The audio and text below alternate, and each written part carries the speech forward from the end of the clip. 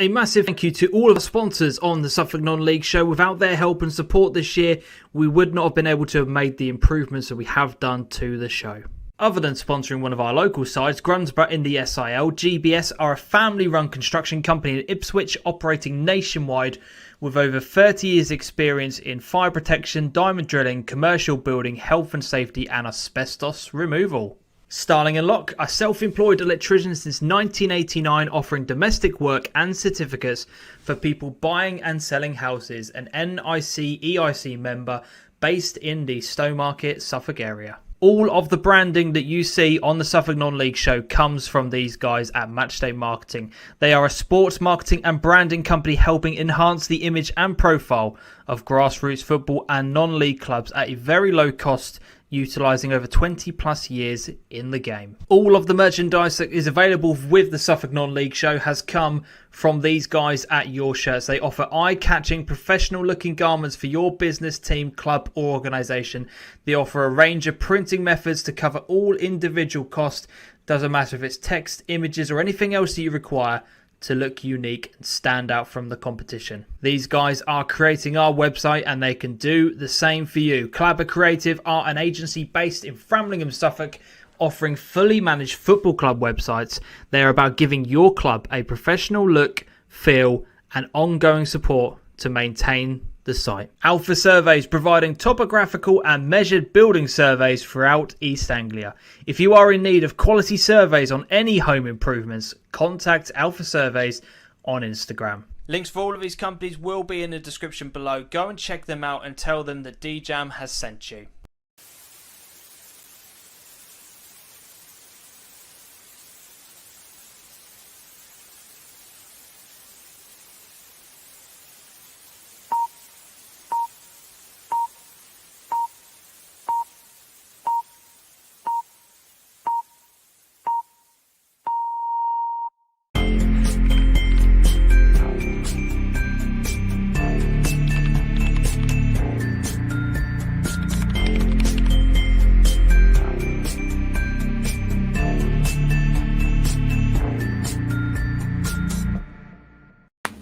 Good evening, everybody. Once again, we are live. It is Monday night for the Suffolk Non-League Show. I'm James. Here's Adam. Here we go again. It is season review time, rather, should I say, for tonight's special. It is going to, from Adam's side anyway, I think it's going to be a spectacular show. I can't wait to hear some of his opinions. I've been getting quite a lot of DMs this week, sort of saying about, what kind of things is Adam going to come up with this week? What kind of things is he going to say? We're going to find out tonight as we try to preview the upcoming season as it all kicks off again. Pre-season for a lot of our clubs stops, and this weekend coming up is the start of a brand new season. Adam, how are you, my man? How are you doing? Yeah. I'm good. I've got the JCB out ready to dig some deep holes like I did with Bilderston last year. Had to swiftly pull the bulldozer in to fill that bad boy in. I'm all ready for this tonight. I think it's going to be interesting. Some big moves made across all divisions, many ins and outs. I've certainly got some opinions. Whether they're shared by anybody is not something I normally care too much about. So let's see how we get on, shall we? How are you? Yeah, I'm looking forward to this one. I really want everyone to get involved as much as possible and get their thoughts and opinions in tonight. This is this is what the show is all about. So if you want to have your say, if you want to come on the show, you can request the link, come on live and, tell us what you think is going to happen in each league, or if you're happy to type it away in the comment section. We want to hear from you tonight. We really, really do. But yes, I've got my thoughts and opinions on one or two clubs. Myself, we met up for the first time in what seems like forever on Saturday when we kind of got together with our kids on Saturday, and I said one prediction, and he immediately started laughing. He went, "You've got to be joking, aren't you? They're bloody awful." I thought, "Oh Christ, here we go." It's all going to kick off, so I'm looking forward to this one tonight. But should be a good show. But you took a few belters at the weekend, didn't you? Like, we may as well add this in for my 4-year-old. Yes. Yeah. Played a bit of football at the park, and it was quite amusing when me and James were just keeping it up with volleys, and James pinged one to my 4-year-old who replied by volleying it back up in the air straight away. Yeah. Had Brilliant. quite a laugh. It was just nice to kick a football about, to be honest, more than anything. But Yeah, there we Casey go. will be there soon, mate. Yeah, he will. He certainly will be. But yeah, before we go too much further, as always, just want to say a massive thank you to all of our Ko-fi members, one-off donations towards the show. These guys, absolute legends who are appearing on the screen right now. If you want to make a donation, you can go over to kofi.com/Suffolk Non-League Show. Or if you'd rather do a monthly amount like these absolute legends have on the screen here, you can go over to Patreon. And for the price of £1 a month, you can put something towards the show. Really does help towards the running cost of what we do here. Or if there is a thought and opinion you want a sort of like showcase tonight, the live chat is available. You can make donations live on the show right now by clicking the little $sign on YouTube. So if you want to get involved, have your say, put an opinion out there that you don't think I might read out. Any comment that is in the super chat has to be read out. So yeah, if you want to get your thoughts and opinions, that is a good way of being able to do it. Let's get your messages up on the screen. I can see loads of you are already here, which is great to see. Irv is in the building. Hope you're doing well, my man. Here is Shem as well. Good evening. Hope you're all right. Ben is here. Evening, Ben. Hope you're good. Hi, guys. Hope we were well. Westerfield making some... Do you know what? We were literally just talking about Westerfield before we went live, weren't we? Literally 5 minutes before we went live. It's like you read our minds, mate. It's like you're in... Is he secretly in the private chat? Is he in the green room? How the hell do you know that? I was going to say, they're certainly a team I'm excited about. 100%. And also, again, we were talking about these before we went live. Grunsborough will be quality. Those were the two that we were focusing on in the SAL. Literally, it's like you've been here the entire time, mate. Well, that's 10 minutes conversation knocked on the head. Yeah. Cheers, Corley. Covered it. Yeah, brilliant. Evening all, match day marketing. Evening, mate. Hope you're doing well. Luke Gifkins, nice haircut there, Adam. Well, it's about a week old now. It was a bit shorter. Hannah's in the building. Hi, Hannah. Hope you're doing well. The countdown is on. I can't wait. Yeah, I know. Not too long now. Not too long. Good evening, gents, from Tony, and good evening from Mr. MC. Good evening, my man. Hope you are all doing very, very well. Anyway, let's jump straight into tonight's show. Before we get into the previews of what we're going to be looking at for each, as I said, tonight we're going to be going from step 3 all the way down to SIL Division 2. We do just have a couple of items that we want to get, that we want to talk to you about, a couple of news items that we've seen, and just to let everybody else know as well, the Super 6 will be at the end of today's show. We've got the results from last season, and we've also got this week's Super 6, the first one of the season, is going to be kicking off. So yeah, stick around to the end of tonight's show, and we'll put the link for the Super 6 in the chat so you guys can all get your first set of predictions in. You couldn't actually write the results of the Super 6 in the way it turned out. It finishes the script of last season perfectly.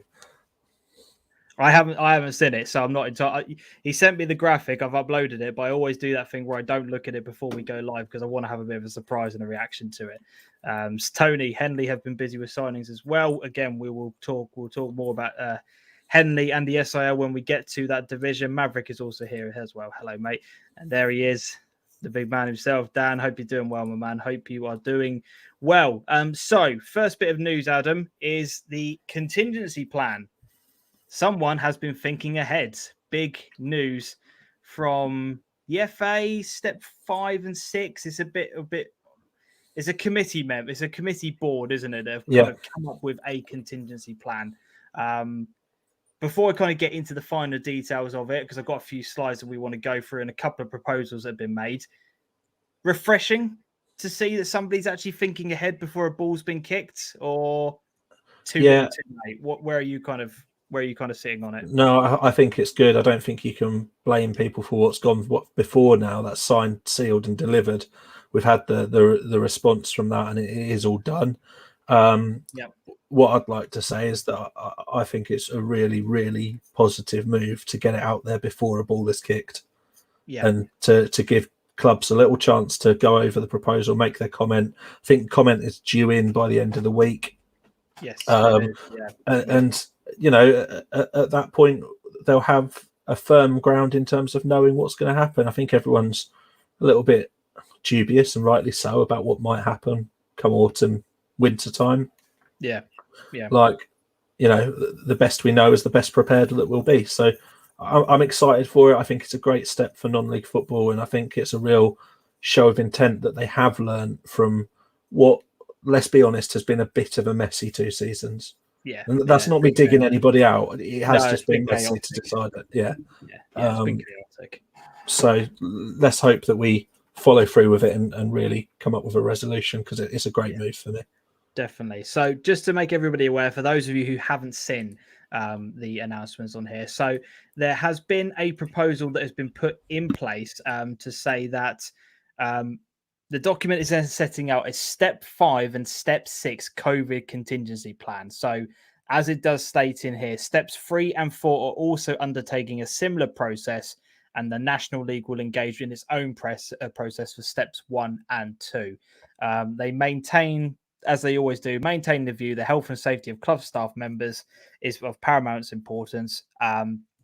And alongside acknowledging that any solutions must, as far as possible, be both financially and operationally viable for clubs from each divisions. They go on to say that following 2 disrupted seasons at this level, and with the only movement of clubs at steps 5 and 6 being those elevated through the restructure at the end of last season, the primary objectives of these approaches, as far as possible, and with the above principles in mind, are to prevent, and this is crucial, to prevent a 3rd consecutive season being curtailed or declared as null and void at this level. So this is the proposal, that they don't want to see a repeat of what has happened in the past 2 seasons. So for me, that's a positive start already. They want to achieve promotion and relegations at the end of the season and protect and maintain the sporting integrity and stability of the National League system. So they've got 3 proposals that they want to put forward for this.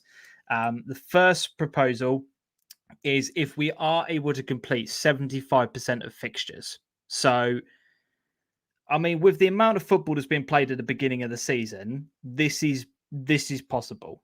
This is definitely possible, depending on how bad, or if something does change in the winter months. We won't know until we get there. But there's a lot of football to be played between now and the end of the season. So, if the season successfully starts between July 31st and October the 31st, but it becomes clear that a division cannot complete 100% of its fixtures, a committee proposes that the league table should be finalised where a division has completed at least 75% of its fixtures. So we've got a target. That's approach 1. We have a target. Adam, thoughts on that before we kind of read any further? Yeah, there's 2 key points to pull out. Promotion and relegation is both wanted. Yep. And the key phrase in here is where the division has completed 75% of its fixtures. Now, what you might find happens is that we get to a certain month and there's a break put in, and they'll probably allow clubs to choose whether to bring fixtures forward or not. Mm-hmm. Now, clubs that choose to have a break, put their feet up and recharge, will therefore be punished if 75% of the fixtures of the league get done, because some of the other clubs have raced ahead, because the other clubs that choose not to play won't have the points on the board as fast. Yeah. So that's the key point for me out of that bit. Yeah, definitely. So where this has been achieved, the final league standards would be determined using the points per game system. Promotion and relegation would then take place based on the standings, largely in accordance with the usual regulations. So key thing from that is relegation. So if teams at the bottom are thinking that they can postpone certain games because they don't want to play certain teams, etc., if the rest of the league, as you quite rightly said, gets to 75% of its fixtures, you're going to get punished if you're at the bottom. Yeah, simple as that. Simple as that. So it doesn't lend itself to the COVID call off, I think, is the phrase that we've sort of banded about. Like this structure means we're going to try play games whenever we can in a safe manner. Definitely. So approach 2 is that if the season cannot commence on or before the 31st of August, which, I mean, let's face it, there are going to be games played this weekend, so it is going to happen. The committee proposes an alternative competition be implemented, and subject to the circumstances at the time, intends for this to intends for this to take one of the following two forms. We've got existing divisions are split in half, with clubs in each half playing each other at home and away, or the division remains whole, but with all clubs playing each other once on a home or away basis, with clubs having as near to an equal number of home and away fixtures as possible. So again, that's really positive. I really, really like that. Not option A. I'm not overly confident or happy with option A, but option B, where we at least say, right, you've played each other once. We've tried to get as much of an equal split between your home and away fixtures, and that's a resolution. But I like it. Again, that's positive. There's somebody actually thinking properly and clearly. Like, I don't know if anybody I else take it. on that. Option A would be you'd get a couple of winners from each league. They'd play each other, and the final of that would be how they decide promotion through the winner of each league. But that is really open to being not very fair in my eyes. I don't understand how you get a fair split in terms of competition. You could end up with a group of teams that have recruited stronger in one half than the other. I know that's quite subjective, but that's a problem with that one. Option B, I think, is the one that everyone was sort of calling out for. And it's lovely to see outside of the box thinking is there and present. However, I'm pretty certain that all of this approach 2 is going to be scrapped anyway, because I think most leagues are ready to kick off on Saturday. Correct, 100%. Option 3 is where approach 1 is implemented, but a division cannot complete 75% of its fixtures, or approach 2 is implemented, but there is insufficient time.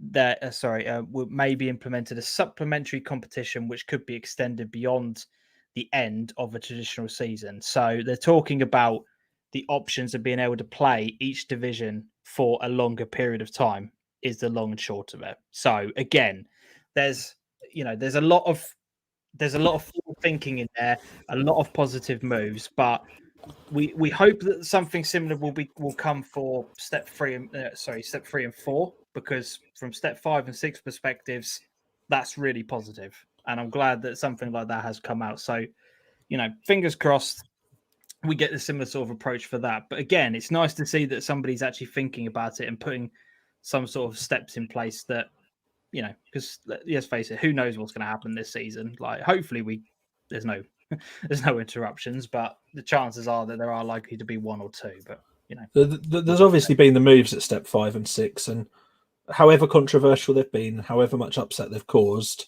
moves have happened. And I do remain in the camp where I feel sorry for the clubs in step 3 and 4 that have kicked on and have done well. And I'm not going to hide from that at all. It'd be wrong for me to not voice that again.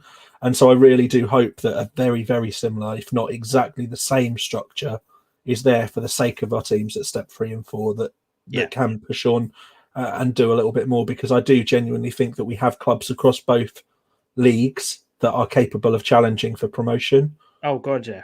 And for the benefit of them, I'd like to see them start the season with complete knowledge that what they play for will result in a finish, and they will be rewarded with as much as they can get. But I mean, Shem says there that it's good that there's a plan in place. Now, it's not just good that there's a plan in place. I guess it's the benefit is the fact that it's really thought through. They've called to action what they've been called out on previously, and I can do nothing but stand and applaud that. And it's outside the box thinking that we all called for when it was too late. Yeah. And now they're taking that action before it's too late. It's brilliant. It's brilliant for football.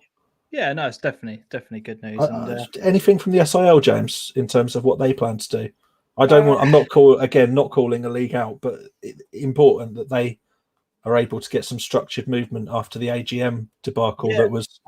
I mean, if there was anything, I would imagine it would have been discussed at the AGM. It's not something that anybody's actively told me about or informed me about, either from a league or from any club's perspective. If there's anybody in the chat right now who was at that meeting and may or may not know, put it in the comments right now whether or not there is. But again, having looked on the site recently, there's not anything in place. But I believe that they've got an additional 2 weeks, is that right, before season starts anyway? So they have got longer to sort all of this out. But we'll try and stay close to that. We've got some contacts now that we're talking to within things, and I'm going to be very keen to make sure that those leagues have some kind of infrastructure and that we can talk about it as the season rolls on. Not obviously on a weekly basis, but just knowing where we're at with things.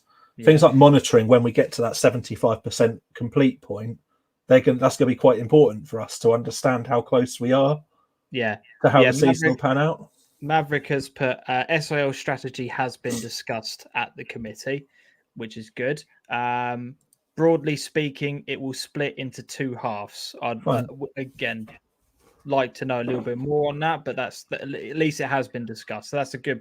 Again, it's a positive move. People are planning ahead. That's the main thing. It's just the fact that we know from that it's on the structure of the committee meeting. It's going forward. I think everyone across local football can take some real learns from it, and they've done so. It's brilliant. Really positive. Because that's the thing. At least when before you kick a ball, you know that this is where you stand, and the rules are not going to be made up as it goes along. And you get to the end of the season, you still don't know where you stand. That's the main thing, isn't it? Like, it's not about calling people out. It's about because we ultimately want something to be done that's fair and right for everyone, and it's about just making sure that we don't repeat the same mistakes that have happened over the past 2 seasons. That's the main thing, isn't it? So I think it's that competition integrity as well.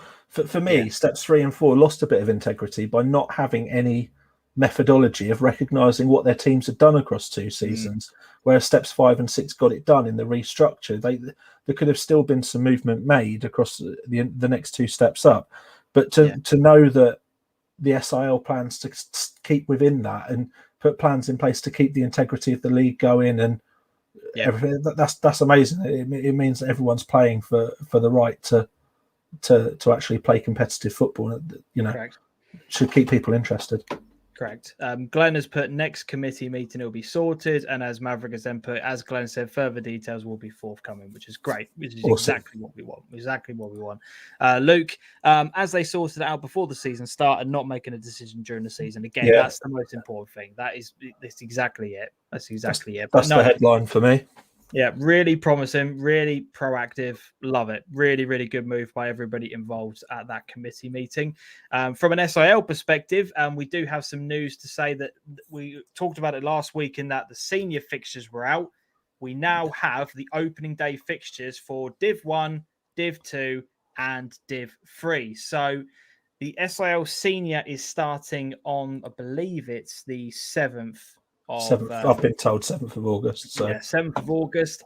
The rest of the leagues will be starting on the 14th. So they are going to still have to maybe find a couple of fixtures and friendlies and stuff to keep themselves, get some more minutes in the legs. Keep our Twitter feeds busy, mate. That's what they need to do for another week.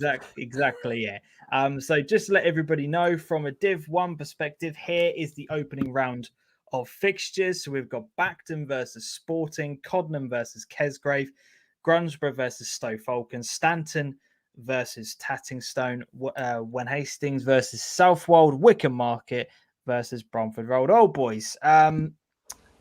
Standout fixture from that is probably one of either Bacton versus Sporting or Grunsborough versus Falcons. I like the Bacton Sporting game. Looks quite good. I don't know. For me, the straight call out was going to be Bacton versus Sporting. Sporting obviously away for their first game of the season. I think everyone in the chat will be looking forward to the debut of When Hastings United. Behave yourself. I'm never going to get it right. Let's just get it out there. I'm never going to pronounce it correctly. You'll never get that name correct. Let's all move. It's just like Harwich, all right? I'm never going to get it right. Let's just all move on with our lives. It's never going to happen. I think Wickham Market versus Bromford Road Old Boys as well could be a good one. Yes, Maverick. They are a brand new club.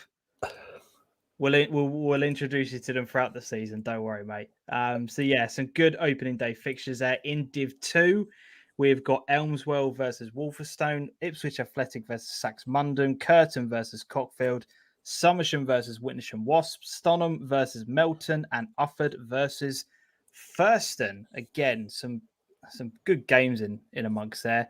The Elmswell one in particular looks quite looks quite good. But to be honest, again, this is more of a division that for me, I kind of want to see how the opening few fixtures play out. Yeah, for Or me, eyes are on Stonham. I don't know if there's yeah, anyone from Stonham in the chat, but they did struggle last season. I'm not going to get away from that, and I'd like to know how they've changed things up using pre-season and any opportunity to recruit if they've been able to, or just work closer together to go. I think a test against Melton, but being at home is a good way for them to start, and it's to get a good measure to see where they are.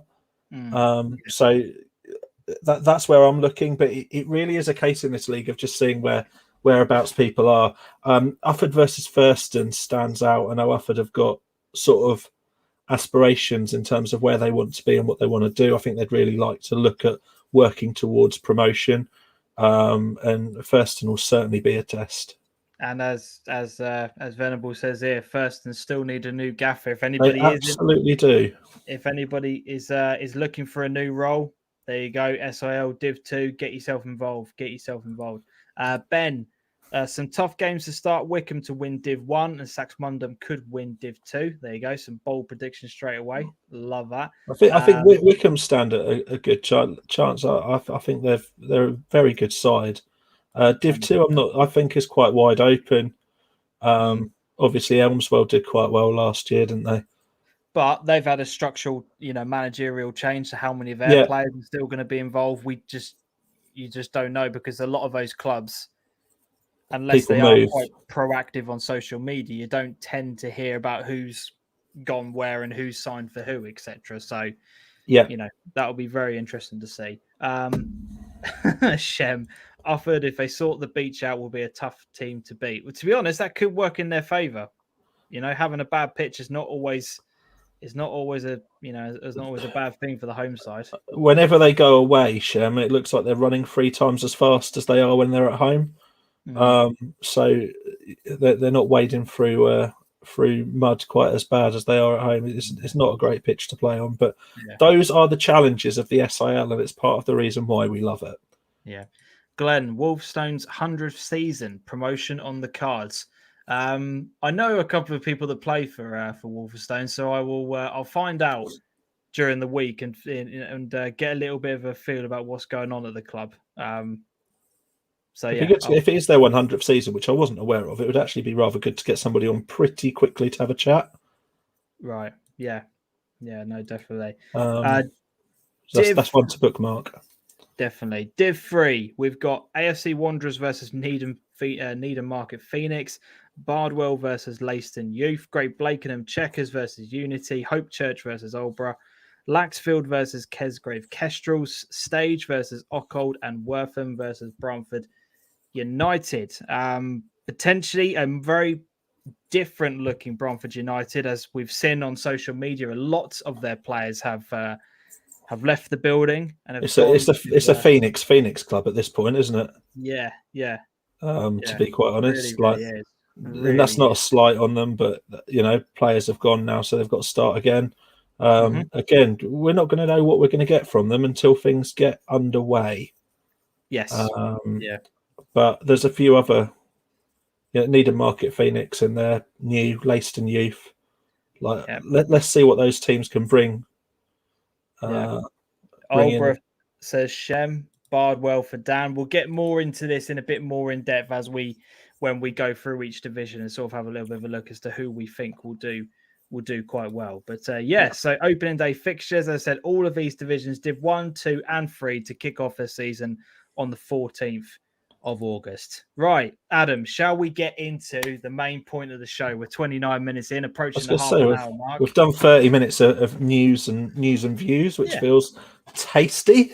Exactly. So we asked you guys to get involved on Twitter or put it out across all of our social medias, and we want to hear from you right now. We're going to be going through step 3 all the way down to Div 2 or Div 3 rather of the SIL, and we want to go through each league and comment on who we think is going to be doing well, who are we worried about, and our surprise packages from each of the divisions. So if we start off, Adam, with step 3, Shall we focus primarily on our local sides for this particular one? Yeah, Obviously, I think comment it's section if you know more about other teams, and feel free to drop those into the comments. I think it's worth making a bit of a statement early doors of what we're going to do this season. We've got more leagues to cover. Yeah. Whereas the Furlough Prem and the North have got a bit of a broader bit of coverage for us, but we're now incorporating the Furlough None South. So we're probably going to need to be slightly more targeted this year. We'll try and do teams in our local area and a little bit beyond as much as possible when the results start coming in, because growth of the platform, and as you go to games and hopefully people hear about what we do, hopefully other people will start tuning in and finding out what's going on in the area as well. It's especially important for us to grow the reputation of the clubs that we represent, but 100%. we'll need to hone in a little bit on steps 3 and 4, I think, to keep the show under a little bit of control. Now we've got more clubs at step 4 than we've ever had before.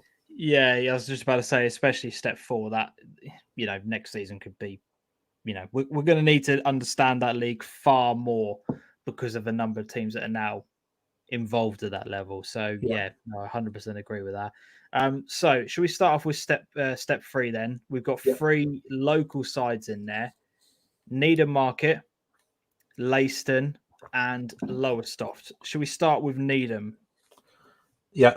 How much are you looking forward to seeing Needham play, and what are you expecting from their season? I think this is for them the season that is the peak of a pyramid that's of a couple of years since Horlock came in. I think they've been on a slow build. They've revolutionised the side a little bit, and the facilities have revolutionised themselves as well. People know that and know what they've got there. But I think now is when they'll start to reap the rewards. Made a couple of absolutely great signings, some really astute business. They've let some people go where needed as well to make that happen. And for me, I'm not sure if they're good enough. I don't know the league well enough to know if they're good enough just to bang straight on the door, but I think they're going to be there or thereabouts.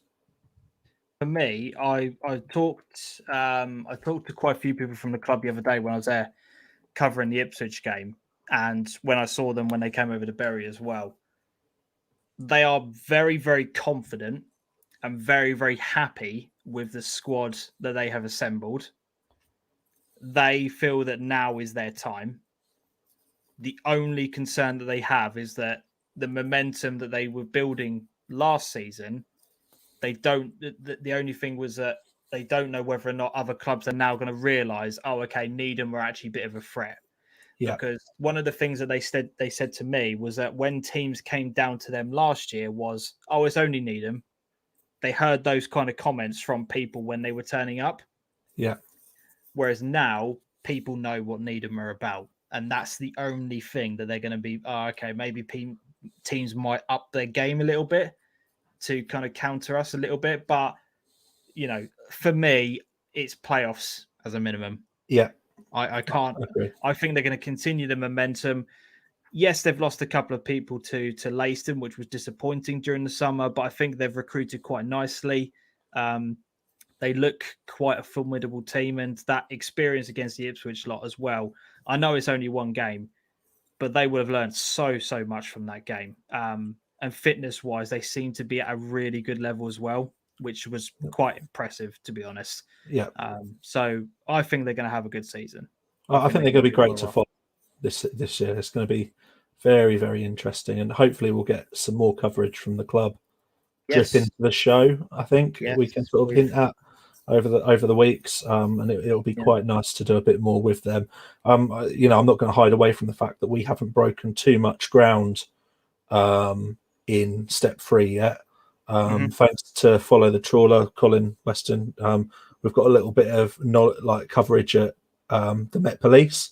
He puts our banners and that in the program and does that there. But stay close to a limited amount of stuff.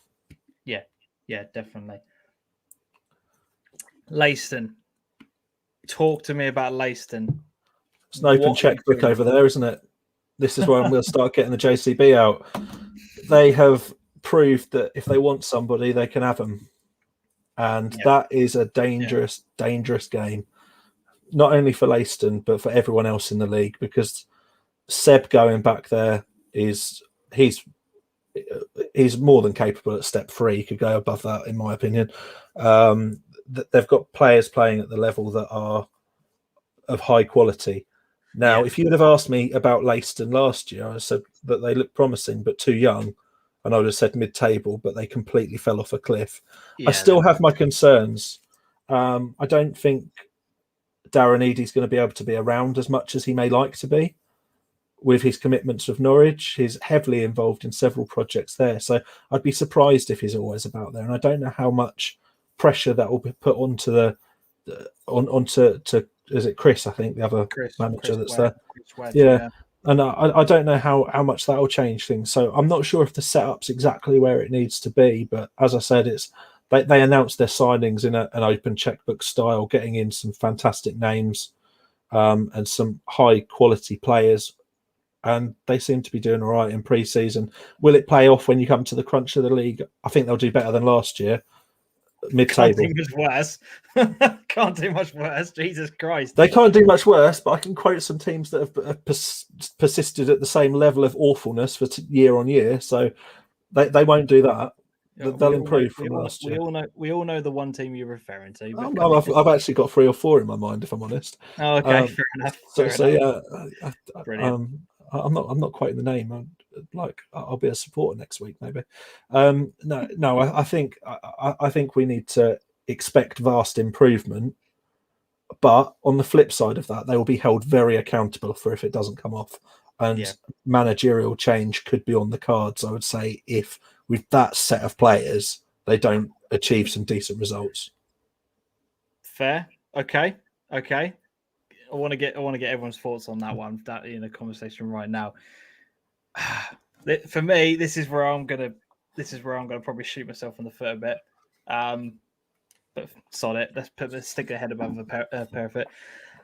I think they are either going to be playoffs or right near the relegation. I don't think they're going to be sitting in that midfield pack. It's either going to go spectacularly well for them, and it's going to be absolutely unbelievable. And I reckon they're going to be pushing Needham for a playoff spot, or it's not going to gel. Things are not going to go quite as badly. And I don't think they'll be as low on points as what they were last season, but I think they'll be in and around that relegation spot. For me, it's going to go either one or the other way. I can't see them finishing 10th, 11th, 12th. The big worry for me is that we were spoken to about the project that Leiston had in mind, which was a long build of youth players. And I almost thought they'd probably be happy to drop a division to create that atmosphere and to get that going. That has been utterly abandoned in a way, I think, with the way the signings have made. There are still some young players come through, but it's not the same project anymore. And that's where I think that the management team will have problems if it doesn't perform. And it's possibly one of the most high-profile managers locally. Like having Darren Eadie on staff is quite a thing. Yeah, it's a big pull. It's a big thing for the club. And he'll have some protection because of that. But there will be the expectation to get results because those players are going to be getting paid a chunk to be there, and they would have cost money to come in as well. Yeah, quite possibly. Lowestoft. Thoughts on them? Aspirations greater than expectation. I think they want to do well, but I'm not yet. Right. Again, another sort. I think they'll finish. I think they'd want to be around the playoffs. But looking at last season, how they did, looking at their pre-season, I'd again expect them to be bimbling around mid-table. Yeah, last season they played 7 games. They won 2, drew 3, and lost 2. So mid-table. Yeah, I'd very much, based on signings and the way things are going, if they progress, I'd expect Leiston to finish above them if it works. Right. Okay. So for you, out of our 3 teams, it's Needham, Leiston, then Lowestoft. Yeah, based on things working, that's how it is. Based on things going south and managerial things not working out, I would go with what you said, and it will be the Leiston project may end up a mess. I'd really hope it doesn't, because they've got such quality in there.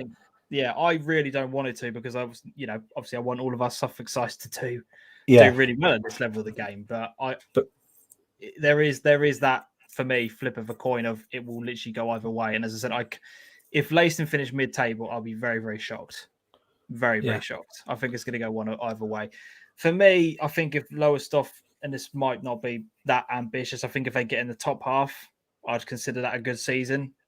Yeah. I think it's probably one of those for them that they just want to just get a season under their belt and just try and, just get back into the routine of playing football and just establish themselves again in that league. And they'll have some good results and they'll have some bad results and everything in between. I'm not expecting them to do massive things, but could be proved horribly wrong. But again, let us know down in the comment section what you guys think. For those of you who are watching this either live or watching this on catch up, let us know what you think. Dan Needham to be the highest finishing Suffolk side at step 3 once again. Yeah. And we've got, I was shocked that Seb went back to Leiston. Were you that surprised? Can't say too much here, but no. No, I mean, understanding the policy that's going behind things, not shocked at all. I've got to be honest, he was far better than step 5. Yeah, far he's better. Step 3 football. He's a great player. He's a superb player. Should not have been anywhere near step 5. Nowhere near. No, and I don't understand squad depth enough, but for me, like, I'd question why he didn't look to one of our other local sides at that level instead of going back to Leiston. But if the money's right and the move is right for him and he thinks he's going to get what he wants, then you can understand why he'd do it. Yeah. Let's not get away from the fact that these are players that are paid at a rate that will become competitive.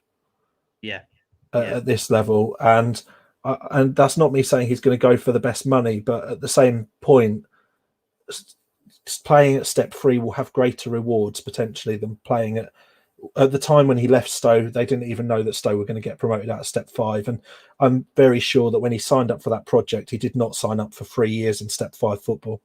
No, 100% not. We've had Hannah message in here. She said very fair comments on all 3 teams. I agree. Needham, Leiston, then Lowestoft, which is nice. Thank you very much. I'm glad we got that there.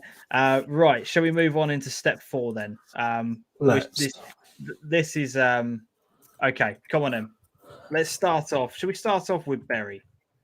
Let's start off with them. What are you expecting from Bury this season? Excitement. Yeah. Expectation to follow on where they left off last season. Yeah. Possible reality check because they only managed to play 4 league opponents. Mm-hmm. And they could get pegged back a little bit, but I think that they are the most established and most well kitted out team to push on at that level out of our selection of sides. A couple of shrewd additions there, a couple of people been let go. I think Russell's got a very good oversight of that club and it's looked after very, very well. And I would love to see them go up a level now, because it feels to me like they'd be building on the blocks that they've laid down over a few seasons. Right. Playoffs. Yeah. Okay. Yeah, I agree with that, to be honest. I said it last week. There's not been a massive amount of changes at the club. Yes, there's been a few going out and maybe 1 or 2 kind of headlines coming in, but that's exactly what you want from a team that is right near the top. You don't want to have that massive transitional of 10 players in, 10 players out. They just seem to be going about their business quite quietly. Everything about the club seems to be moving in the right direction. You know, they've got the new, I know it might sound really trivial to some people, but they've got the new scoreboard in the corner, which looks absolutely fantastic. We've got the new stand. There's new railings around the club. They're very proud of off the pitch. Yeah, off the pitch. So they should be. Yeah, it is.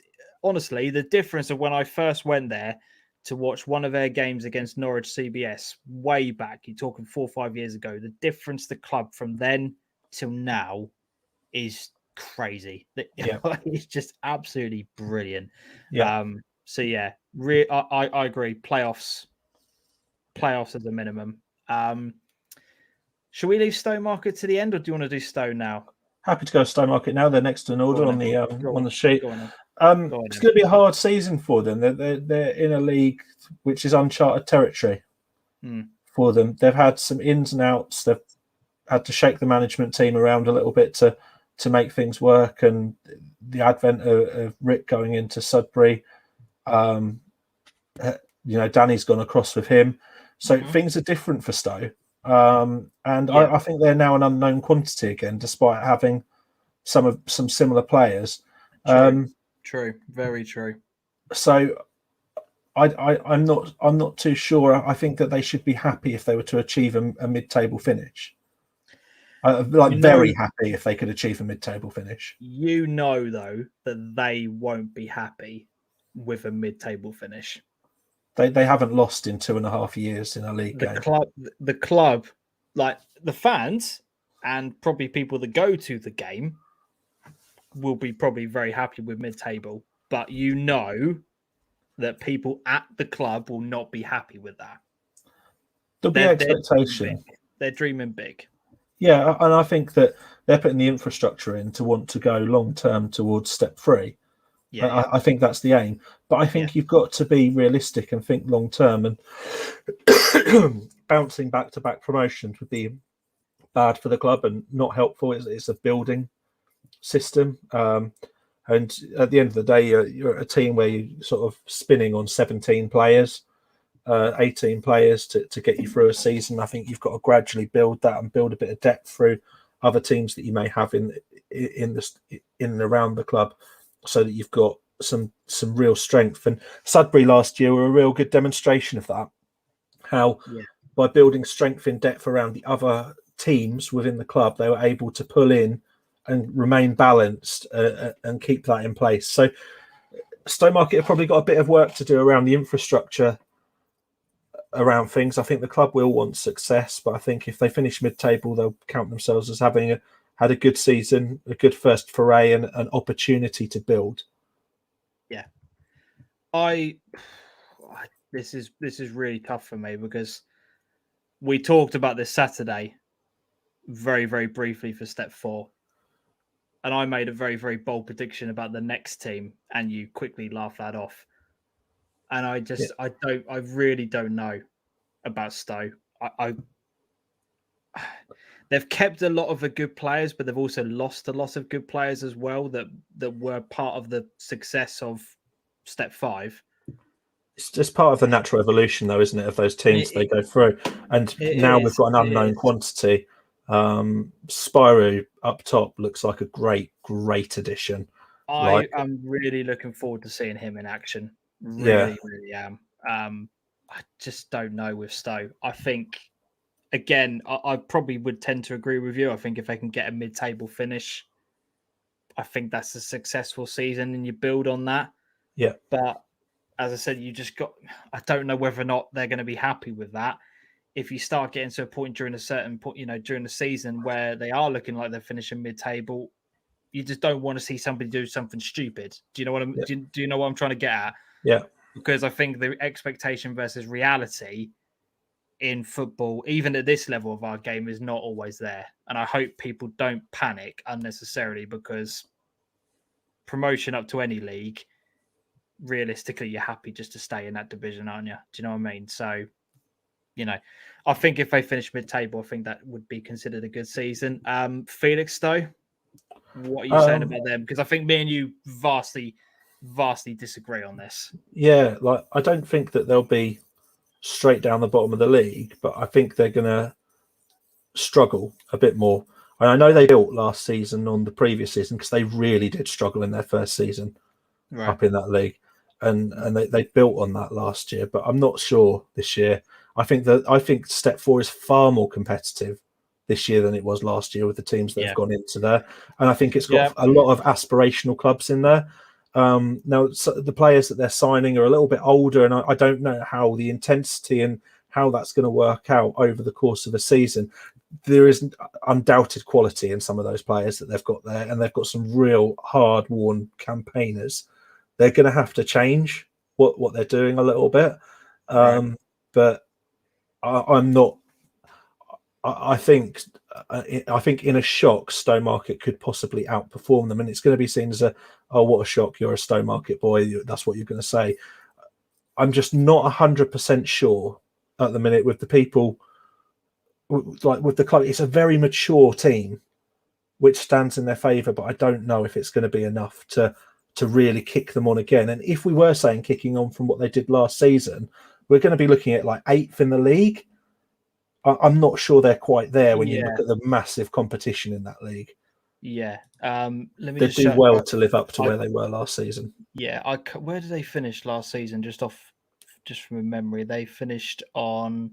Oh, they only played the 5 games. They won 2, drawn 2, and lost 1. So just above mid-table form for that league. So they did all right in a couple of cup competitions though, and that is important, and that will have changed morale. But I think they'd do well to reach the heights of where that finished last season for them.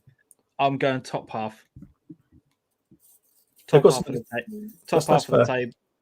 the table. I reckon 8th place, just outside the playoffs for me. I don't know what it is, and I can't explain it. But some of their signings and some of the stuff that I've seen, I really like. And whether or not long term, if we talk about whether or not they'll be in the same place 2 years down the line, it's a completely different story. But for one-off season and for trying to make an impact on something for this year, I think they've got a good squad. They do have the Curtly Williams effect. I mean, he's worth 10 men in the dressing room, to be completely honest, in terms of the presence and the way that he can.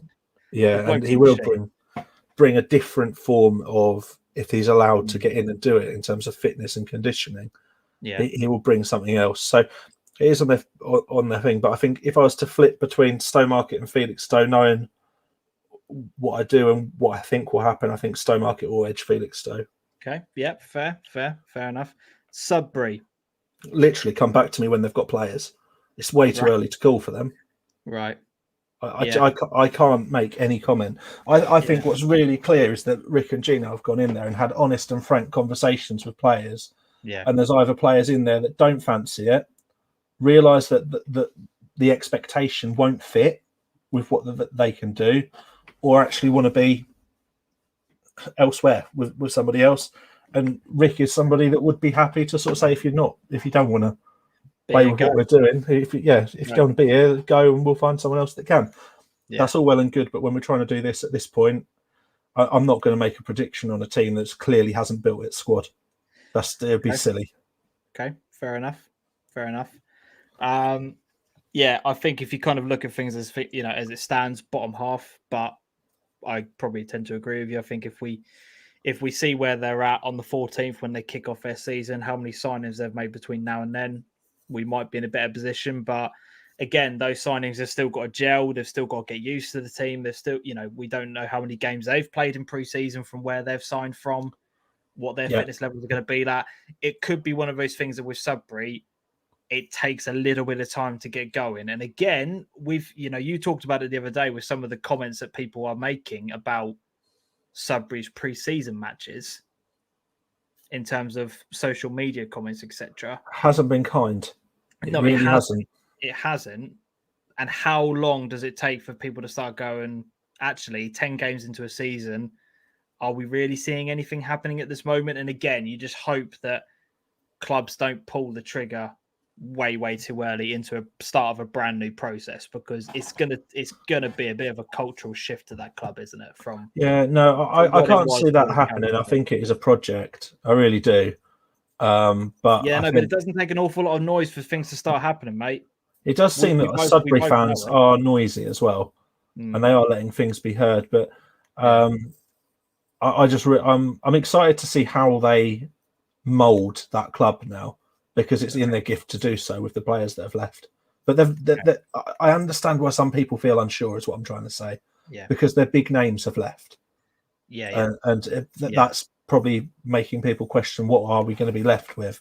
Well, let's wait and see what comes in rather than worrying about what you're left with, because you might, Rick has got a bit of a reputation for putting together quite a nice team, and Gino's pretty decent at it as well, to be honest, when you look at his Stanway side. I hate going back to comparing things to football league stuff, but it's like what's going on at Ipswich at the moment, isn't it? Everyone's panicking because the squad's too thin and we haven't got enough players, and it's like, you've just signed to like 8 or 9 players. Like, chill out. Like, it's going to take a lot of time. You've just got to be Just got to be patient a bit. But okay, what's your order for these 4 clubs then? As of right now, what's your order? Bury, Right, then Stowmarket and Felixstowe flip-flopping through the season. right. I think Stowe will just outdo Felixstowe, but I wouldn't be surprised if they're like in 10th and 11th position come the end of the season at all. Okay. And Sudbury, I think it is all going to be down to how they recruit now and how the rest of it settles in. Okay. They've got the basics. Come back to you the week before they kick off. Let's do it. Let's do it. Yeah. Cool. I'm going to go Bury, Felixstowe, Stowe, Sudbury. Brave call. Putting my neck on the line right now. Let's get your comments in because you have been piling in, which is great. Love watching Bury, says Dan. Great brand of football. Good bet for the playoffs. Ben, similar squad to last year. Ramadan is a scorer no matter who he is playing for. Is it Alga? Is that how you say it? Alga from Soham is a good signing. My prediction is Bury, Stowe, Sudbury, Felixstowe. Wow. So Ben is saying Felixstowe will finish the lower out of the 4. Venables in and around the playoffs of Bury, Felixstowe and Sudbury mid-table, and Stowe around mid-table as well.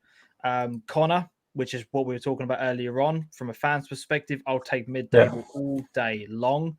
We've got Corley saying, personally think Bury will be highest placed Suffolk side and Sudbury will the lowest place this season. Okay, that's a big prediction. We've got Tony said, I've watched all Stowe's pre-season games, all very, very different, above mid-table, with a big thumbs up on there. I think Sean has said Bury, Felixstowe, Stowe, then Sudbury, and Dan. I do want to give Durham a bit of a shout out for dark horses. I probably agree with that. I think they're going to be a hard to beat team. Yeah. This year, and we mustn't forget that we've got a little sprinkling of a hashtag going in that league that are go on then. They're going to be ambitious. They'll be ambitious. Make your prediction, mate. I genuinely think they'll be upset if they don't get playoffs. 15th. 15th. No, place, don't. Okay? I nearly said something I really shouldn't. 15th place.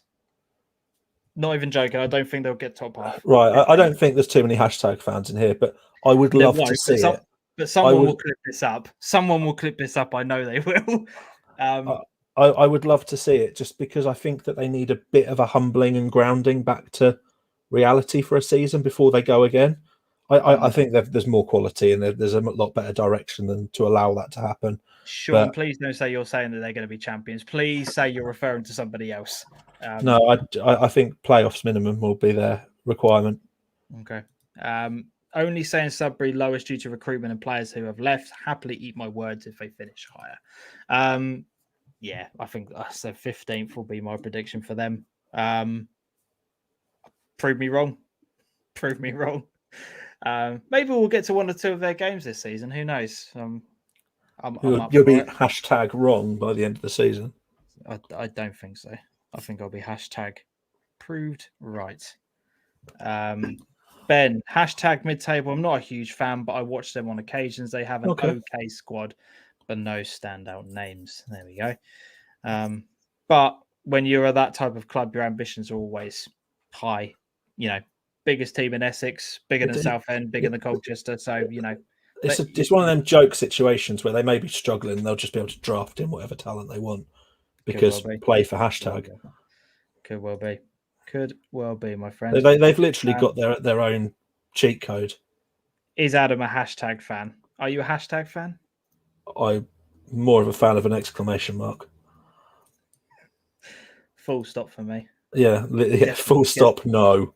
Gets the point done. Gets the point done. Look, I admire what they're doing, the way they are advertising non-league football. I get it. It's just, I don't know. We've never bought into it, have we? That's the thing. Not really. Like I said, I get the bigger picture of it, and I understand why people do like them. And you know, each to their own. Do whatever the hell you want. It's fine. Like whatever. But it just, I don't know. There's something about certain people at the club that just don't sit right with me. And I could be wrong. I've never met them and I'm basing it off online perceptions, which is always a wrong thing to do. And I'd love to be able to meet them and have a face-to-face conversation and just see what they're about. But I don't know. It just, not for me. But there we go. We'll move on. Right, step 5. We can't go through every single team in this division because we'll be here all bloody night. So we're going to go back to the original idea of having an overachiever, what team we're worried for, and a surprise package from step 5. Now, this league could literally be if you said to me that this is how it's going to finish, here's my 1 to 20, and then flipped upside down and said, here's my 1 to 20, I probably wouldn't know which one to believe because I think this league is going to be mental. Do we need this to be achievers who we're worried for, then surprise package? I feel like we've got two of the same thing in here. So who's good? Do you see what I mean? So let's go with achievers then. Okay, we'll go with achievers. Let me just edit this ever so slightly. So here we go. Achievers. Yeah, let's go. Who are we worried for? Surprise package. There you go. Right. Okay. On me first. Exclamation FC. Right. First of all, step 5. Okay. It doesn't necessarily have to be the team that you think is going to win the league, but who do you think is going to have a good season in this league? First up for me, achievers. I think Norwich United are going to do it.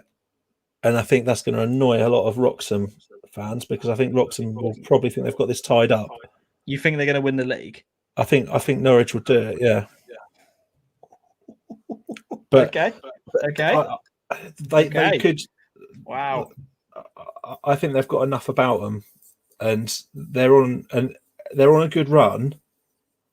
But I think they've recruited again quite well, and they're ready for that level of football at step 4. They've done it before, and I think they'll really want to do that. And last season, I was almost laughing it off a bit because I thought, like, you were worried, weren't you? I was really worried. I didn't really understand it, and they've made some recruiting decisions and stuff this time around that I'm not sure on, but I think they've got strength in depth, and I think that is what's going to be important this season. Right. So for me, they're the achievers. Who am I worried for? If I'm honest, Swaffham. Right. Okay. New managers in, so that could change things entirely, but I haven't seen too much inspiration from them for some time. I really like Swaffham being in this league.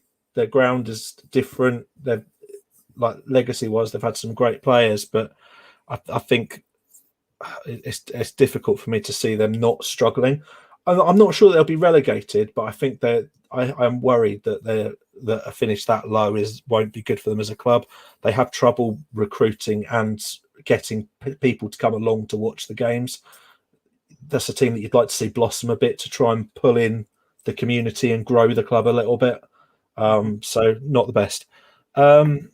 Surprise package in the league. This is a really, really tough one. For me, I think Thetford have had a couple of years struggling. I know Dan has put in the comments that they won't be down the bottom. They seem to be showing signs in pre-season that they're going to really push on, but more so Hadley for me, I think, are the surprise package. Yeah. Again, they've sort of been up and down the last couple of seasons. I know last season when everything was curtailed, they were 8th, having played 1-4, drawn 4 and lost 3. So very mid-table form, but I think they'll do well. I'm really impressed with how they're going so far. I'm impressed with their recruitment. So yeah, Hadley for me. Okay. I can already see one comment there in the comments, which I'll read out in a few moments once I've made mine. Okay, right. Overachievers, or achievers rather. Who's going to have a good season? Oh, God, this is a tough one.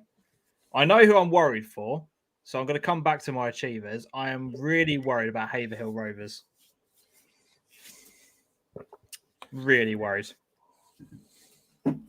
I just yet to see anything from them which really jumps out to say that they're going to have a better season than what they did last year. Big facilities though, and there's the possibility to draw a lot of players there, and they do. But like I said, I just haven't seen anything from them that's really kind of grabbing me to go. Actually, do you know what? They're going to shake off last season. They're going to be doing a lot better than what they did have. For me, I said I'm worried about Haverhill. I think teams like Haverhill. The one thing I would add to that, James, is they're not helped by the strength in the teams that have come up.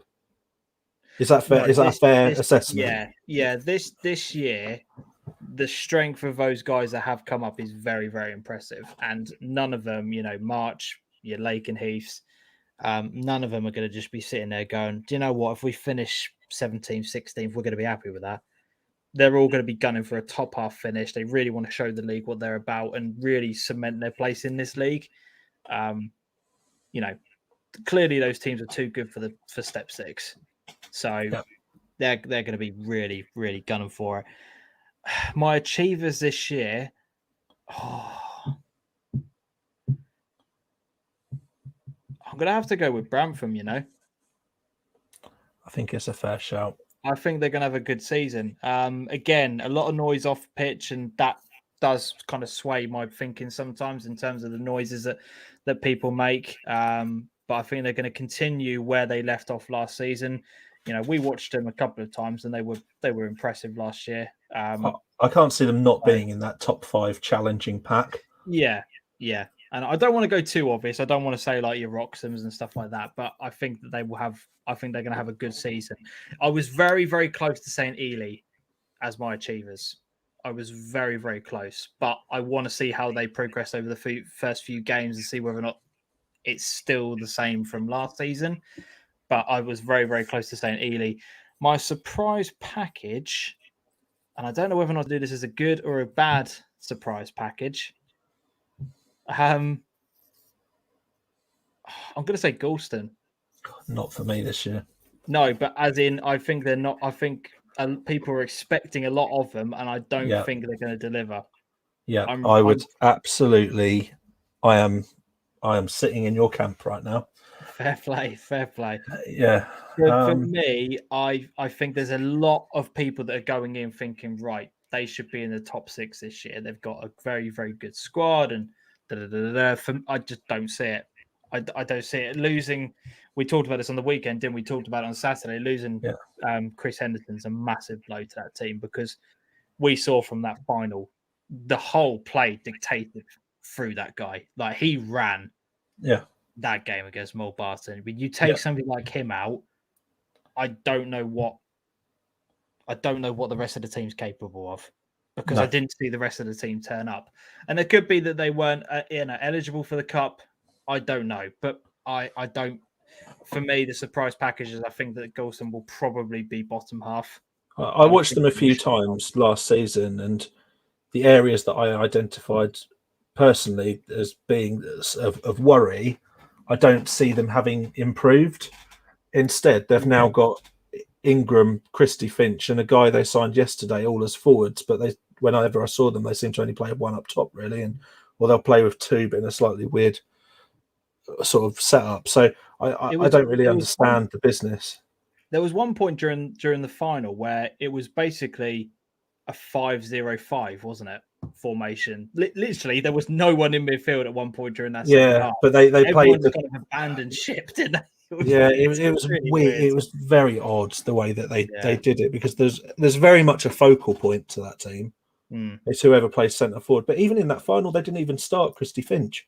No, which I just can't. I couldn't understand it. And he may not have been fit or whatever, but he should be absolutely running the show and being given every opportunity in that team. Yeah, definitely. Let's get your thoughts up on the screen here. We've got so Venables has said Wroxham to win the league, Lake and Heath to be top 6. Oh, wow. That's a very big prediction. Newmarket and Mildenhall to do bits, as well. I agree with 75% of your prediction. In a way, yeah. Norwich you're United. gonna have to expand on this part, Lake and Heath, because that could literally cover any of them, mate. So let me know which one that's referring to. Dan has put Thetford won't be down the bottom. Norwich United, Wroxham, Mildenhall, Newmarket will be right up there. Newmarket's not one that either of us have discussed. So far, they've signed some incredible players from Histon, but it's how that all fits together now. Shinny knows what he's doing as well. Like, yeah, I'd hope we can speak to someone from Newmarket during the season and get that going. Last time we tried to do it, just didn't pan out. But yeah, they'll be right up there, and they're a club that want to do it. And we all know how good the facilities are there as well. Again, it's a team that are equipped for better. Yeah, definitely. Shem, Newmarket, Dark Horses. Shem, Mulbarton, a surprise package. Some really, really varying opinions in here, which is fantastic. I absolutely love it. Keep them coming in. Witten, Dark Horses, Lakenheath could struggle, but they won't go down. So we've had Lakenheath to be top 6, and we've now had Lakenheath could struggle. Brilliant, absolutely love that. Ian Hadley ? This was your surprise package, wasn't it? Yeah. Okay. Corley, Goulson, surprise package, in my opinion. So we've got them, but probably for different reasons. Dan, seen Lakenheath twice pre-season. I think they could struggle.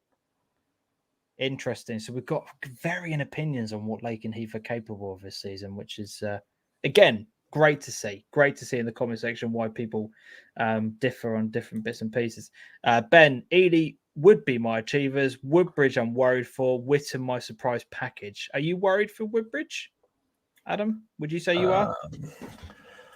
So, in fairness to Leon and where things are, they seem to have been caught in a little bit of a downward spiral the last few years, with bits and pieces going on. He's very much trying to reset that over last season, this season, by bringing different players in. Yeah. And he's really trying to stamp his mark on the team. I think that's really visible. So I'm excited to see what they do that's different. Yes. That's the real key bit, because they need to do something different at this point to reverse it. I wouldn't say that I'm worried for them to the point where they're going to drop out of the league. No. Not at all. They've still got some decent players in there. No. But if they finish 17th again this season, they will be very disappointed.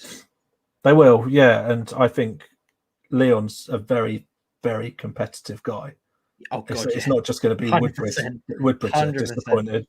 You know, he'll want the very best for that team. So yeah, he's not just a manager that turns up because he enjoys football and he's just happy to be here on a Saturday.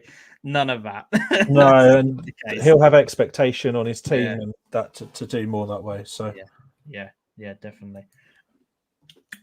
Lakenheath surprise package, played very well pre-season and watched play Debenham last season. We've had Venables, Swaffham could struggle. Yeah. Surprise package. Oh, I think that's Ian saying that he thinks that Hadley would be a surprise package as well. Yeah. Okay. Fair enough on that one. So, like I said, Step 5 is just going to be brilliant this year. I really can't. Good roundup with varied opinions, though. I quite enjoyed that session. But that's exactly what I said. If you said to me, right, this is my predictions for the league, and then you flipped it, that's also my predictions. Like, either one could come true. Like, there's no telling what was going to happen this year. Like, yeah, I don't think it's going to be clean cut as the top 6 breakaway as it has been in previous years. I think it's going to be very mixed, and I can't wait. Your cousin, isn't he? Yes, Leon is my cousin. Yeah, he is. But you know, Leon knows I will, and he's messaged me about it several times. If I call him out on some stuff, or if he's not done something right, or they've had a bad result, I'm not going to sugarcoat it. And I think Leon respects that. So no bias on this show, I'm afraid, my friend. Unless you're Adam talking about Stowmarket, of course. But that's by the by. Oh, brilliant. Right, step 6. Shall we talk about the North first of all? Because the South is going to be It's going to be a bit tricky to kind of. Bit of a whistle stop tour from us, I think, on the sub. Yeah, I think it will literally be a. Ooh, look at that club as we're driving by. Yeah. But yeah, so step 6 then. What are we saying for clubs at that level? Who are we? Again, who do we think is going to achieve? Well, I believe Who Wisbech are we St worried Mary for? will get more than 10 points from 29 games, which they achieved 2 years ago, I and was have a wondering. better than minus 74 goal difference. I I was can't wondering. see them beating that record. I was wondering how long it was going to take you to mention them. So I I think that literally this was wondering. season, I genuinely think it's a bit of a weaker league, the Yeah, North, than it was yeah, last season. And yeah. I'm backing them to make progress this year. Okay. What's progress? What's progress though? Well, in a way, they're already making it because they're starting in 16th. Okay. So we'll say 14th. Nice and clear of what would be a relegation slot if Okay. 16th was to be relegated. So a Okay. couple of points above. So let's say a couple of places of a transition, but more progress would be a bit of frequency in the wins, because on that last season where they got those points, they only had 2 wins on 29 games. So I'd see a little bit more than a frequency in the wins, which would be nice. So for me, that I think that they will have had a couple of seasons struggling. They may be a bit more fired up to actually go out there and get something. So there we go. That's what I will say. In terms of who I'm worried for in this league, it's an absolute mixing pot of. Hang on. Sorry, are you saying you putting Whiz Beach as your achievers? Yeah. Okay. All right. Fair enough. We'll move on. Recognize everything. Recognize. Okay. All I'm right. recognizing them progressing. Fair Worried. enough. I'm worried for Yarmouth. Okay. I don't see any forward traction there at the moment, and I think that time is slipping away from them a bit. But you can't be too worried for anyone in this league because they're not getting relegated. It's true. Surprise package in here. I want to say UEA coming into the division and showing people how to play football, if I'm honest. Damn it, you bastard. That's what I was going to pick. Having seen what I've seen, I genuinely think. We should have done some prep. No, the whole thing of this show is about not doing prep. True. But if I'm honest, I could put about 4 clubs in the who I'm worried for. And Wisbech St Mary could as easily fall into that as they could the Achievers, because I can't see how they can go a third season with the same record. And I think now they'll be out to prove that they've got a little bit more about them now the league is so different. And that's why I'm saying that. I think they'll look for progress and look back at the end of the season and say, do you know what? There's a couple of clubs in our rearview mirror, and that is progress. Yeah. For me, my achievers are Debenham. I think they're going to do well this year. Last season was a massive disappointment for them. Should not have been anywhere near where they were in that league, but I think they're going to do very well this season and make a lot of good signings. I'm really looking forward to seeing what they are about. Team I'm worried for. Again, I probably agree with you. I don't really know who I'm worried for because there's not really any consequences of finishing anywhere this season. Yeah. Probably have to agree with you and say maybe Yarmouth. Maybe I'm not overly sold on what's going on there. That's the thing. I don't think it's being worried for a team. I don't think it's about coming. I'm going to change that. Leiston reserves. The reason I'm saying that is because what we talked about at the top of the show, that where potentially, and we don't know what the club's actual thinking is in terms of what they want to do, but where's the progression for these lads playing in the reserves into the first team? And ultimately, that's what they're there for. Where is the progression going to be? And when you've got those big, high profile signings in amongst the first team, where is that transition from where you're playing here to where you're going to? There should be some good lads that have been pegged back, but they'll soon find somewhere else to go, I should imagine. Yeah. Like, I'm not saying they're going to have a bad season. I'm not saying they're going to be right down to the bottom. But in terms of who I'm worried for as an actual organization, I'm worried about what that reserves is actually going to stand for now. And what Yeah. does it mean? What does it mean to be a reserve player playing for Leiston? That's my concern. Surprise package. Well, seeing as you've nicked UEA from me, you little bugger, I'm going to say this.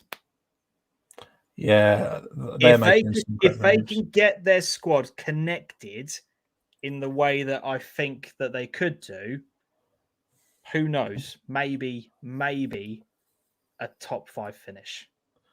I think Maybe. Dan mentions in the chat about Norwich CBS. I think they're in the absolute mud. Let's get some of your comments up here. Let's get some of them up. So Dan has put Halston to win the league outright, which is a great shout. I don't fancy Debenham. CBS could struggle too. Lacing reserves will have a good season, which is I love it from Dan. Dan's incredibly knowledgeable, so we'll see if these predictions fall out towards the end of the season. Ben, Wisbeach to be my surprise package. Corley's put Wisbeach to get 11 points this season. Venables disc making noises, but can they gel? Halston there or thereabouts. Downham as a top 5 team. Debenham surprise package, signed some good quality players. We've on here. Shem has put UEA achievers. I'm worried for travel expenses. Brilliant. Cornard could struggle. Framlingham's not a side that either one of us have mentioned. I'm so 50-50 about what they'll do. Yeah, I couldn't call it. Yeah. Halston and UEA will be right up there, but don't be surprised if UEA starts slow. Nice shout, Lee. And Dan has put Ben Rose going to Golston over the weekend was a blow for Dis. Ben Rose going to Galston is one of the most unexplainable transfers I've seen. If I'm honest, I don't understand why Galston are adding a forward option. And by the same account, Dis and Galston isn't overly close. So there's loads of logistics in there that just left me asking loads and loads of questions. And I'm sure he's a promising player and everything, but I'm not sure if Galston, when you've got Ingram and Finch to contend to, is going to be the place that's going to allow you to flourish. Is that a fair comment? Yeah, it's a fair comment. Should we do the South very, very quickly? Because it's not going to be a league I know a massive amount on.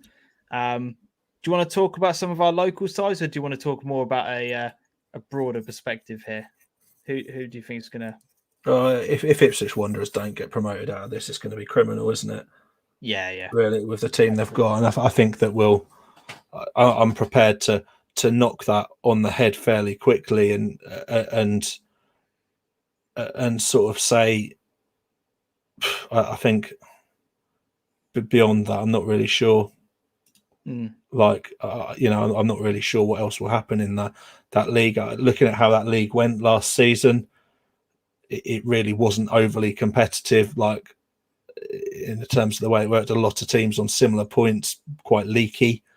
Team that was at the top of the league on 22 points had a goal difference of 5 after 10 games. I mean, it's not going to be too difficult if you've got a couple of goal machines in your team. Dan was saying about May and Baker, which made me want to do research to understand. And last season, May and Baker did absolutely nothing. So big changes must have happened there, because they were in a world of trouble. However, the season before that, everything was all rosy, and they finished 4th when most of the season got done. So, as Venables has put their very average league, it does look it from the results that pinged in last season.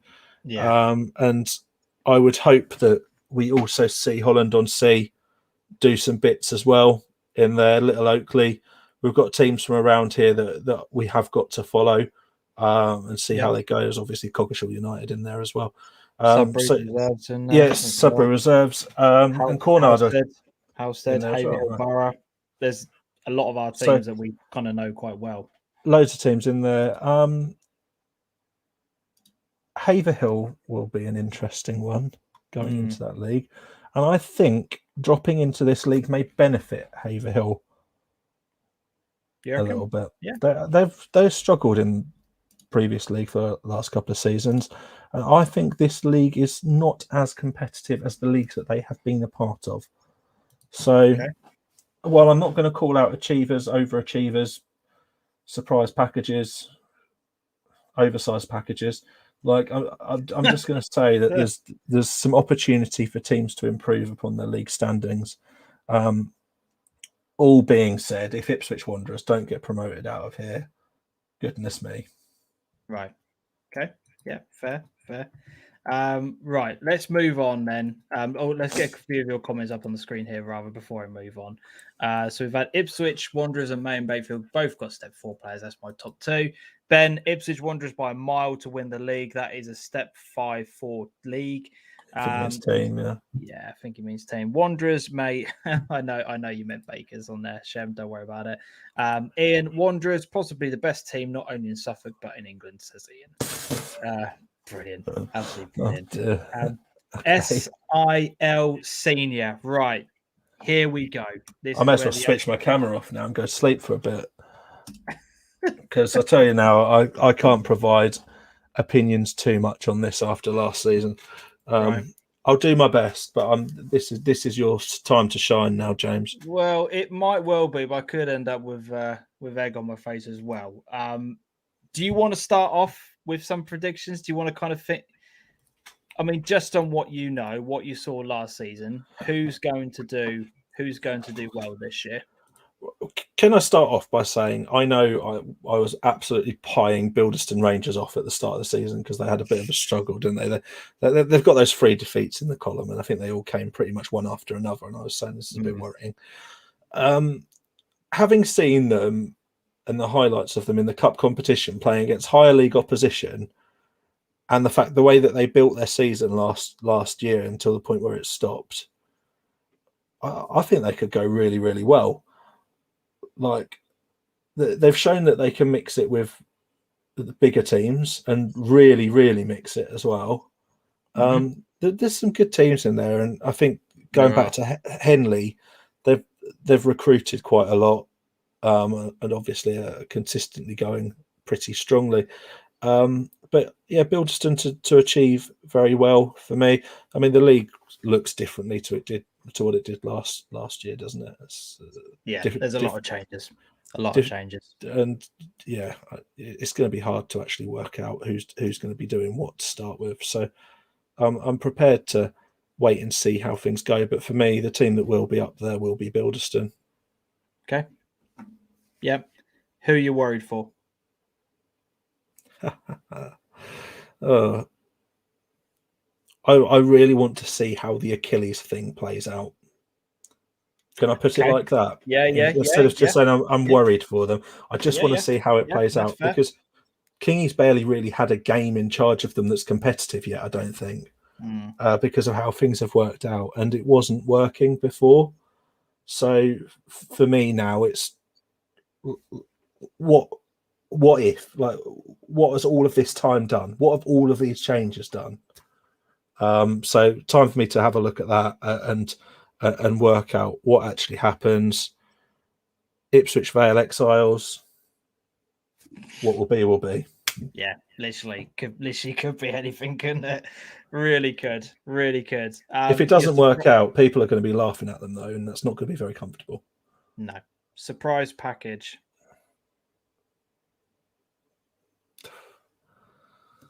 Tough one.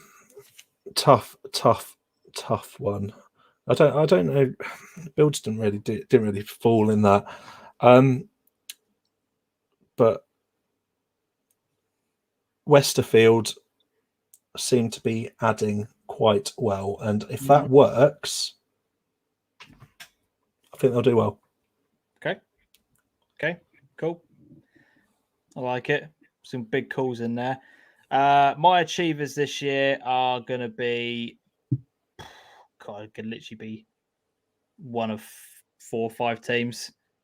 It's going to be horribly competitive, isn't it, this year? Yeah.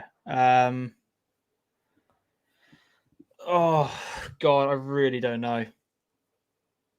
I really don't know. I like your shout for Bilderson. I really do. I really do like it. Um, who do I think is going to do well?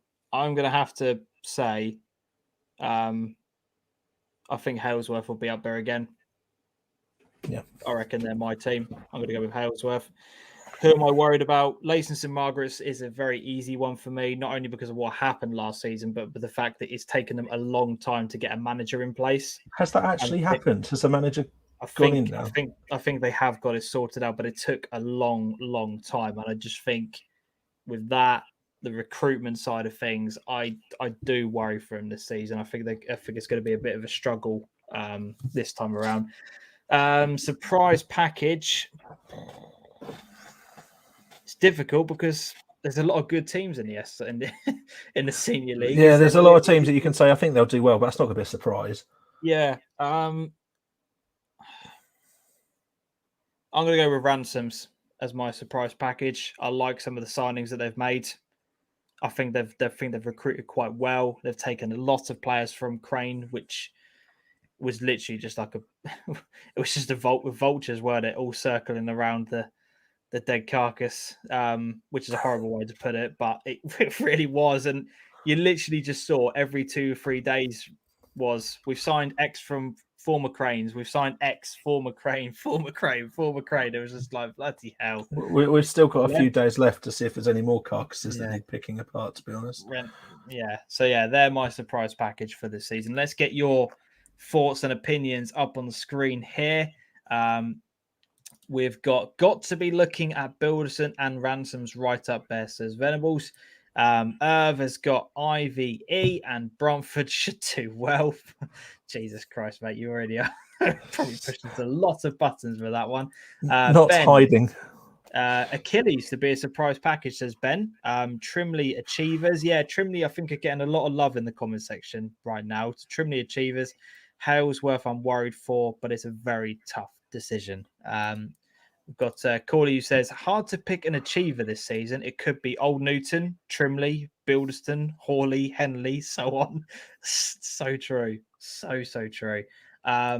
Worried for Achilles. Losing Charlie Askew is a big blow for them. We've got Ian who says, worried Westerfield and Achilles. Worried is Westerfield. Achilles to be his achievers. Or is that Henley's his achievers? No, he's worried about Westerfield and Achilles. His achievers are Henley, and his surprise package are Ipswich Vale Exiles. There we go. Finally got it right. If Westerfield gel, there'll be a decent side, which I think is what you said there as your surprise package, didn't you? Dan, I like the look of Trimley. Again, Trimley getting a lot of love in the comment section here. Trimley, very hard working side with quality, but such a tough call. Yeah. If you suddenly saw Old Newton turn it around from last season, would you be surprised? No. If you saw Ransom start to do well, would you be surprised? No. Cops had a struggling start to last season. If they suddenly turned around, would you be surprised if you saw them in the top 5? No. It's surprise packages in this division is very, very hard to call. So we'll see how the season plays out. But again, once again, a very, very strong and competitive top division in the SIL. And one that I can't wait to see play out and will look very much forward to it. Div 1. Again, I find it hard to look beyond Wickham Market. Okay, fair enough. For this one, however, I think Sporting might fall down the pecking order a little bit this year, as I'm seeing a little bit more competition from teams that have hovered below them. Stowe Falcons is the obvious one after their cup success and league pressure they put on last year. In terms of where things are, I can see Kesgrave going quite well this year. They're putting themselves out there, friendlies, getting lots of minutes in legs, and Fraser's had time now as well to settle in. So I can see them really pushing on, and maybe not up there with the top 3 or so, but really applying a lot more pressure and challenge than maybe has gone before in the last couple of years. But I think the team that we were speaking about beforehand in terms of the surprise package is probably Grunsborough, isn't it? In terms of the changes that are going on there. Yeah. For me. Okay. Cool. There's these predictions. Grunsborough is my achievers. They've just been so impressive during pre-season. Really, really have. They've been making some massive moves. I think it's literally. I think it's probably a toss of a coin between Grunsborough and Wickham for my top two. And I wouldn't be, if you saw either one of those two win it, I wouldn't be that shocked. Who did you say you were worried for? Did you put a I didn't really know who I was worried for in this lot, but if I'm honest, when Haston have got to kind of do more than they have done for the last 2 seasons. Yeah. Because it's not been great, has it? It's been a struggle. Yeah. So let's wait and see, but I'm not really sure what they've done in the off season to know how they plan to change things, but they didn't have a pretty time of it last year. I know it's not wholly representative, but the season before that wasn't great for them either. Okay. I'm worried for Bacton. Okay. Yeah, worried for him. And I can't explain it properly why, but I just think a lot of teams in this division are either now settled or have made such vast improvements to their team that potentially you could see them start to slip down the table a little bit. Do I think they'll get relegated? Probably not, but I am worried for them. So in the terms of my coaching team from Elmswell has gone there. Do you think that experience and higher league stuff will help? Maybe. I don't know. I really don't know.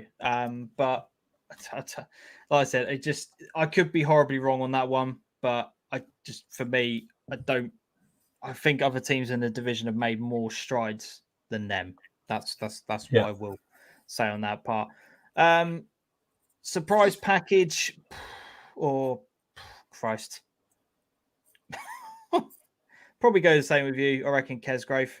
I reckon I saw improvements in them last season, and I think again with another preseason under their belt, more or less, seeing what we saw beforehand. I think they'll be. I think they'll be there. Or that I think they'll have a good season in there. So yeah, that's my predictions in there. We have got some comments coming in on here. Irv has put, don't forget about Tattingstone, which is very true. I think again they'll probably be top 4, top 5, I'd say. Grunsborough and Sporting to pip Wickham for promotion, says Kenny. So we've got Sporting finishing above Wickham Market. That's a big call. Grunsborough will achieve well as made of load of good signings, and D Cooper will be very, very useful in there. Sporting will be up there still. I think Bacton looked poor in pre-season. I just don't. I think Sporting. I'm not with the quality of some of the other teams. I'm not sure if they'll be quite on the same pace that they have been. That's all I'm saying. Like, I was quite surprised with what you said there, just with Bacton. Like, they've been consistent in that league. No, I know. Like, I'm not saying they're going to have a rubbish season, but I'm just saying I don't think they're going to do as well because I think other teams have made more improvements. Okay. So I'm not saying they're going to have a rubbish season. I'm just saying that I don't think they're going to do as well as what people think they are. That's all I'm saying. Wickham, Market, and Grunsborough favourites. Worry for Coddenham. Yeah, Coddenham's a good shout in their ear. Surprise package, AFC Kesgrove. Well, we all know why you think that. Worry for Stanton. We've got some laughing emojis from Ryan. I think I can understand why. Don't be worried for Bacton, says Kenny. They will be top 5. Okay, fair play. Sean, Bacton have made some good signings. This is the thing. With the boys coming across from Elmswell, they're picking apart them lads ready to step up. Ryan, you've seen one game in 4 years. How would you know? I'm just going by my gut instinct, mate. Try not to take it too personally. I just go by my gut instinct. I'm not. It'd be Not that, wonderful if we could see every game every week. oh yeah, But it would if be anyone's just. got any VO footage they can wire us into, Yeah, yeah, that would always help. exactly. Exactly. I'd love to be able to go to every single one of your games, mate, but sadly, there's one of me and hundreds of you. So I love it. There you go. There's your motivation for the season. Stick that video in your changing room before things begin. Jobs are good. Let's move on to Div 2, shall we? What we saying about Div 2? I'll let you kick things off with this one, mate. I mean, I know about as much about Div 2 as I do agricultural farming. So, like, let's be honest here and see what we're doing. I mean, no, I can't actually turn around and make an honest assessment of this league. I think obviously, like, going off the back of last year and how things went, Elmswell will have been very disappointed of how the season ended because they were doing so well. If their team's been picked apart a little bit, you never know what is going to turn out the other end of it. Yeah. A bit worried for Thurston not actually having a manager in place, but equally they've got a team. You know, Luke's focused on the playing side of it, and I really hope that they can crack on. And their team is very much about evolution and just keeping going, as you know, and keep moving things on around the club. But it's a weird thing because, you know, some teams that you're just used to seeing there or thereabouts, your shirts, for instance, are just not there. So yeah, I struggle. But what I do know is, speaking to Alex and stuff, he wants Ufford to go for it. Yeah. And I'm gonna put it out there. If you know that's what they're aiming for, then good luck to them, and it's what I'll be watching out for. And I'm not going to call out a surprise package, but what I will say is reiterate what I said earlier about Stonham. We spoke about it last season. We're going to need to see big change for them to do anything in this league now. Yeah. No, I would tend to agree. I think Ufford are going to do very well. I think they're going to have a very, very good season. I think from what we saw about them making those vast improvements. You remember at one point they were 0-3. They'd lost their opening first 3 games, and we all thinking, Christ above, what the hell's going on? It just went mad, didn't it, after that? Massive turnaround in form, sorted themselves out. They're for me they're going to be right up there. Who are we worried for? Again, I'd probably have to say Stonham as well, purely from, again, I don't really know an awful lot about what's going on in terms of on and off the pitch, isn't it, off the pitch? Yeah, very quiet. And again, it's difficult because I think until we start seeing a few games kind of rolling out in, maybe get ourselves down to a couple of games in there. Who knows? You don't know who's signing for who and who's doing what, etc. Surprise package. Yeah, I don't know. Honestly, don't know.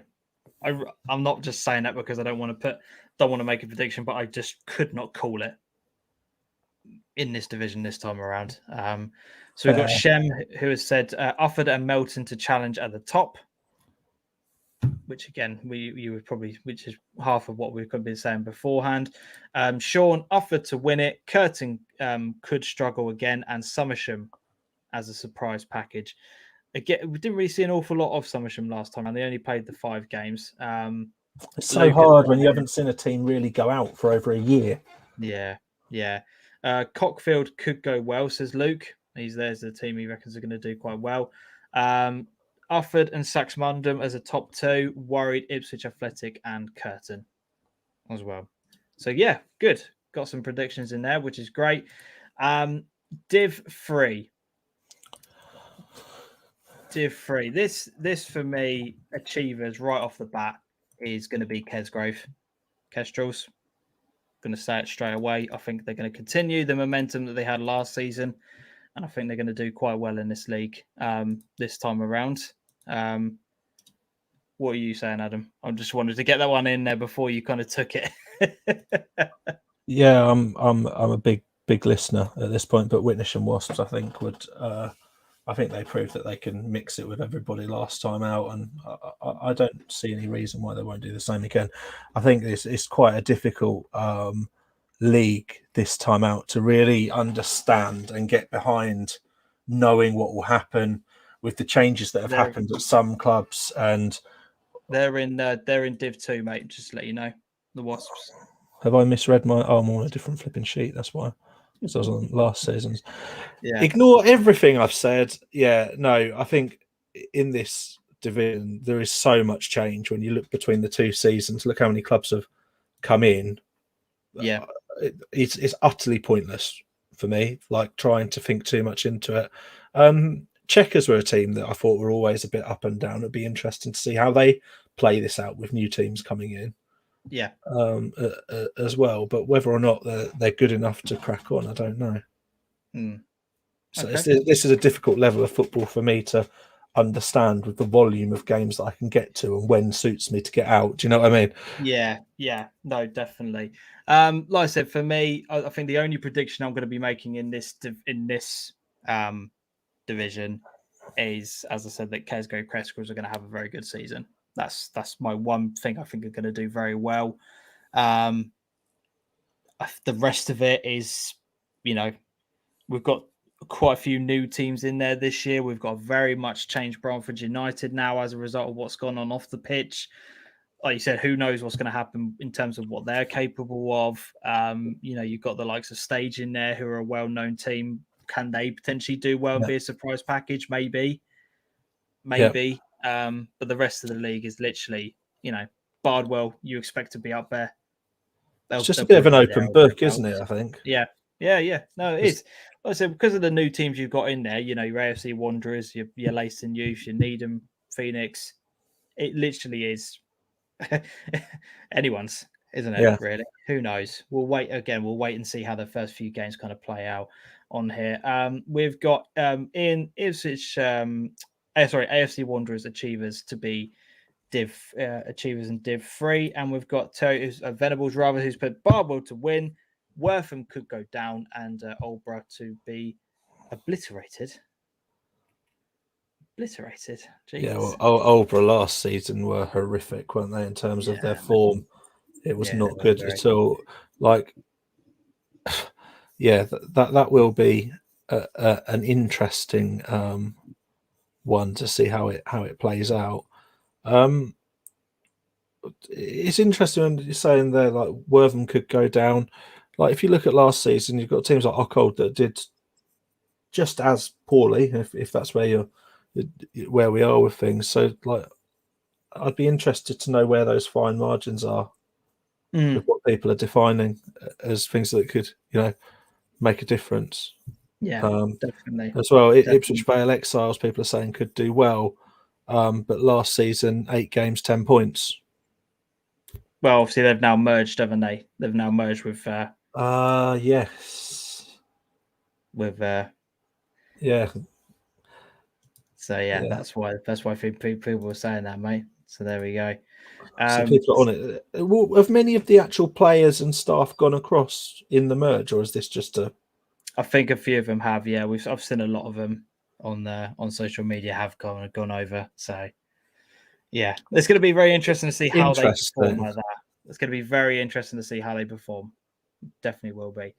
Shall we finish up tonight's show with the Super Six then? Let's.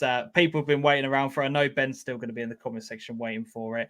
Do you want to just kind of announce and sort of go through the graphic that we had for last season's results and how that kind of ended up playing out, and then we'll talk a little bit more about the predictions that were and the games that we've got coming up for this weekend.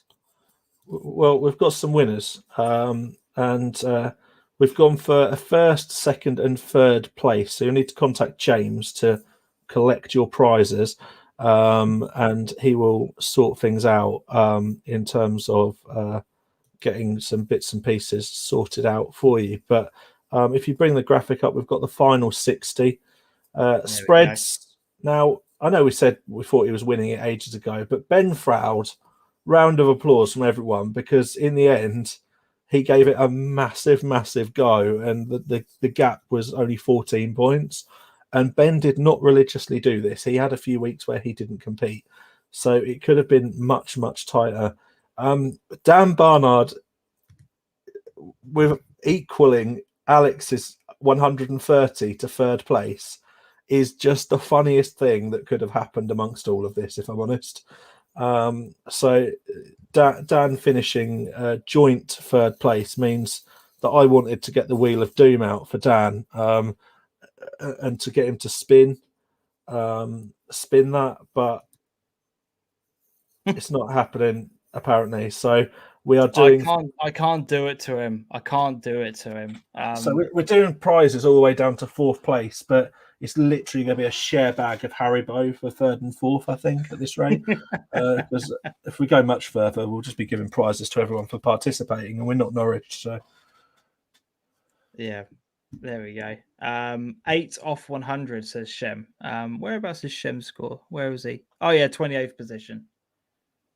There we go. Shem does say Barnard will to decipher. I couldn't do it to him again. We were talking about this off air before we came live, and I wanted to. Adam was all over the wheel, but I couldn't do it to him. I couldn't do it. I might put it towards a vote on Twitter, but I'm not entirely convinced. No, we'll do a split prize between Dan and Alex. And congratulations again to Alex and his partner Rebecca on their wedding over the weekend. Well done, mate. It's finally happened after years of lockdown, etc. But well done to everyone. Get you a celebrationary beanie hat for you to give to her, mate. Sure, that's the wedding present that she's been longing for. 100%, mate. She knows it. You know it. Everyone knows it.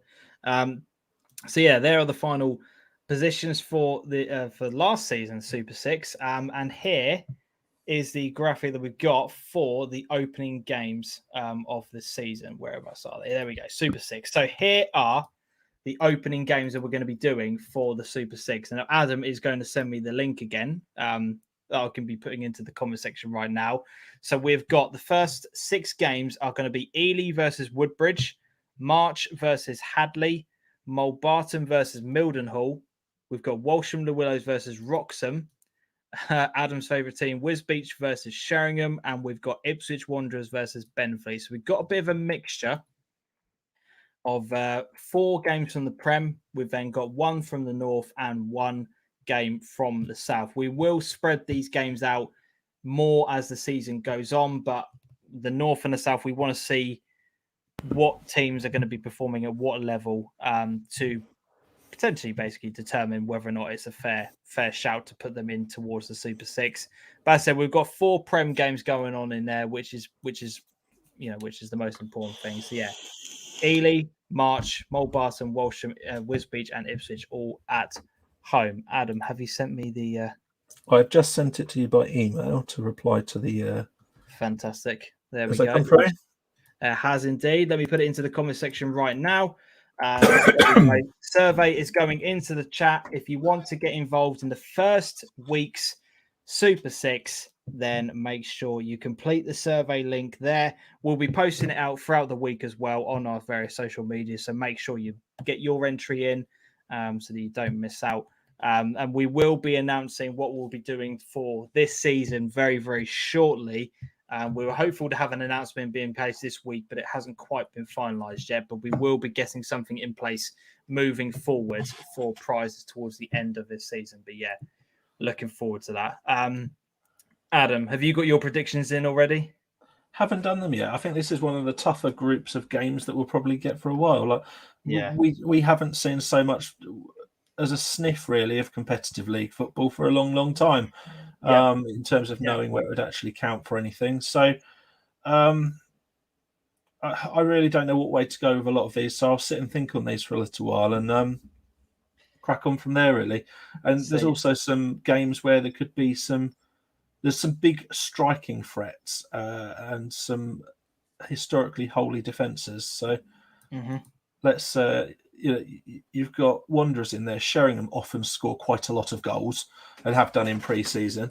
Wroxham score a lot of goals. Mildenhall have got quite a fearsome attack, but Mulbarton have also been known to score a few. Do you know what I mean? There's quite a bit in there, so be interesting to see how we go.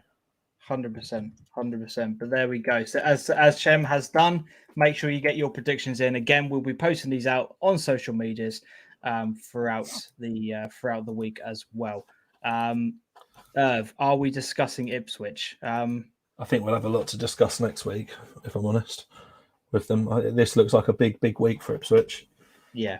In terms of getting players in and completing the squad, if you look at the squad depth. A lot of signings happening this week, are they?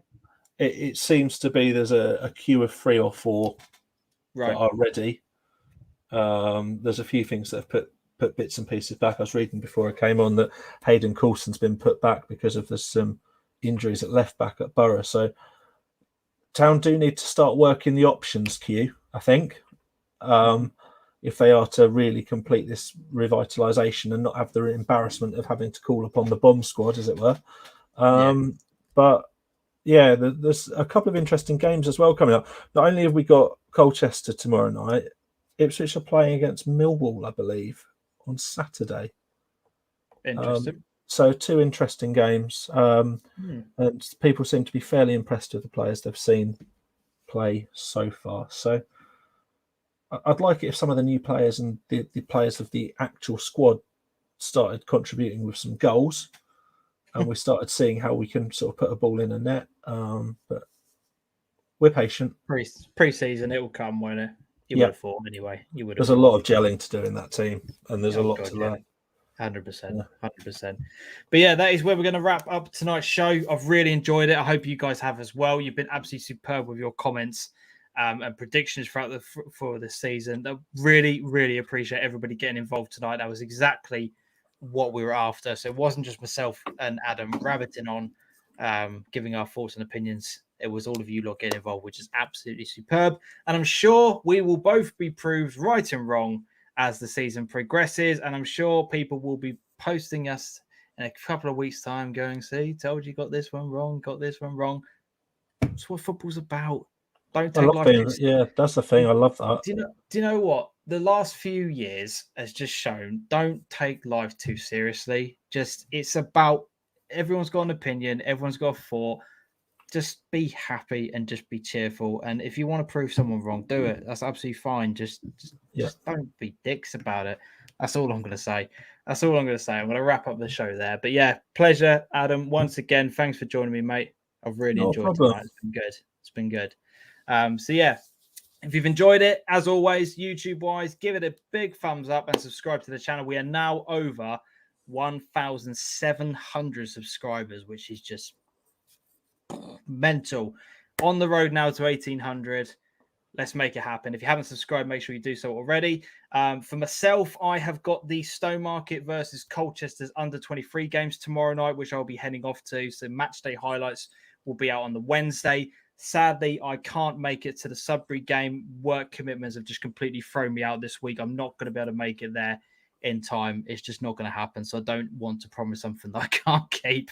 So yeah, I won't be doing that one, but I will be announcing Saturday's game, what I will be going to very, very shortly. So keep your eye on my social medias for all of that. But yeah, I've enjoyed it. Thank you very much for everyone who's been involved in the chat. It's been absolutely a brilliant show. So thank you so much. We'll see you all very, very soon. Take care, everyone. Till next time. Adios.